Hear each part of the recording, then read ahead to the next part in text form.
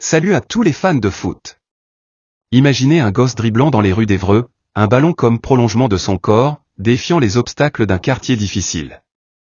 Ce gosse, c'est Ousmane Dembélé, l'attaquant star du PSG, qui vient de décrocher le Ballon d'Or 2025.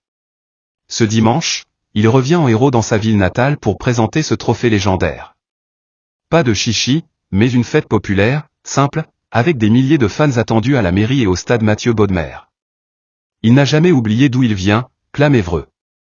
Aujourd'hui, on plonge dans l'histoire folle d'Ousmane, de ses débuts à cette consécration mondiale. Abonnez-vous, likez, et c'est parti. Ousmane Dembélé naît le 15 mai 1997 à Vernon, mais c'est à Évreux, dans le quartier de la Madeleine, qu'il grandit. Un environnement difficile, tension, voitures brûlées. Pourtant, pour Ousmane, seul le foot existe. Il dribble dans les rues, un ballon toujours au pied. Younes Oubrayem, ami de la famille, se souvient, Ousmane allait à l'école ou faire les courses en dribblant tout sur son chemin. À 6 ans, son talent éclate. En jouant avec des plus grands, il impressionne Ahmed Wabi, éducateur à l'Alm. J'ai vu un petit qui mettait le feu. Depuis, je n'ai rien vu de pareil. Ousmane rejoint l'Alm, puis l'Évreux FC 27 en 2004, à 7 ans. À 50 mètres du stade Mathieu Bodmer, il passe ses journées à jouer. Vincent Mendy, son coach en U16, témoigne, il était talentueux, respectueux, le foot était sa priorité. Sa mère, stricte, veille à son éducation, appelant souvent pour s'assurer qu'il soit au stade. Évreux, berceau de stars comme Mandanda ou Upamecano, forge son style ambidextre, insaisissable. Droitier ou gaucher? Gaucher, mais je tire aussi du droit, plaisante-t-il. À 13 ans, les grands clubs le repèrent. Il choisit Rennes pour sa formation, quittant Évreux, mais ses racines restent ancrées. À Rennes, Ousmane peaufine son jeu. En 2015, à 18 ans, il débute en Ligue 1 contre Angers. Il explose, 12 buts, 5 passes décisives en une saison. Il humilie les défenses, marque un triplé contre Nantes, fait vibrer le Vélodrome. Élu révélation et meilleur jeune de Ligue 1, il impressionne par son ambidextrie, il ne sait même pas s'il est droitier ou gaucher. En 2016, Dortmund le signe pour 15 millions d'euros.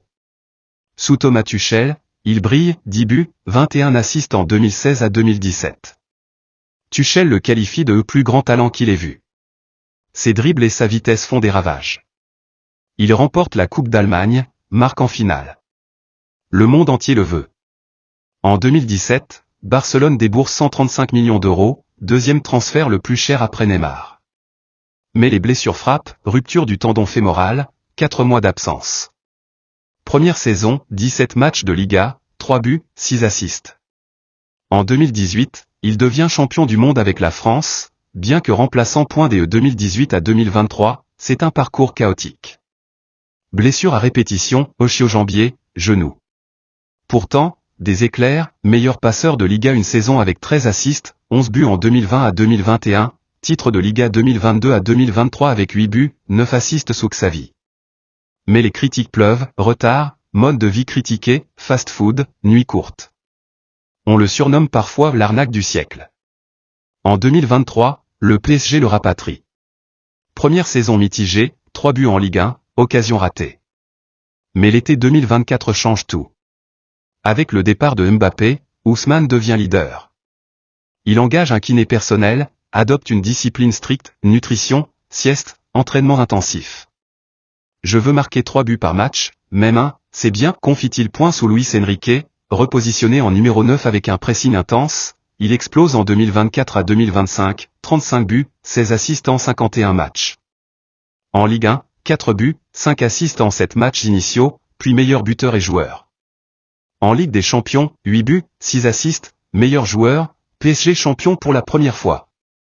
Luis Enrique, Ousmane mérite le Ballon d'Or, Le 22 septembre 2025, il devient le 6e Français Ballon d'Or, devant Lamine Yamal.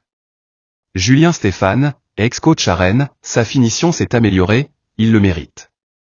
Ce dimanche 13 octobre 2025, Ousmane revient à Évreux, en convalescence après une blessure. À 16h, il est reçu en mairie pour la médaille de la ville et présente son Ballon d'Or. Guy Lefranc, maire, il veut une fête simple, populaire. On attend des milliers de personnes à la mairie et au stade Mathieu Bodmer. Direction le stade à 15h30, jauge de 3000 personnes. Samuel Brigantino, président d'Évreux FC, des surprises sont prévues. Kamil Narancic, directeur de cabinet, il présentera son trophée devant ses anciens clubs et les habitants. Vincent Mendy, ce ballon d'or donne de l'espoir aux jeunes, montre que tout est possible. Ousmane, fidèle, passe souvent saluer ses coachs ou voir des matchs. Cette fête boucle la boucle, du quartier à la gloire mondiale. Quelle épopée! Dembélé, du gamin d'Évreux au roi du foot. Talent brut, blessure surmontée, discipline conquise. Ce dimanche, Évreux vibrera pour son héros. Soyez là ou suivez sur les réseaux. Abonnez-vous pour plus d'histoires foot, likez et commentez, qui pour le prochain ballon d'or? Pise, et vive le foot!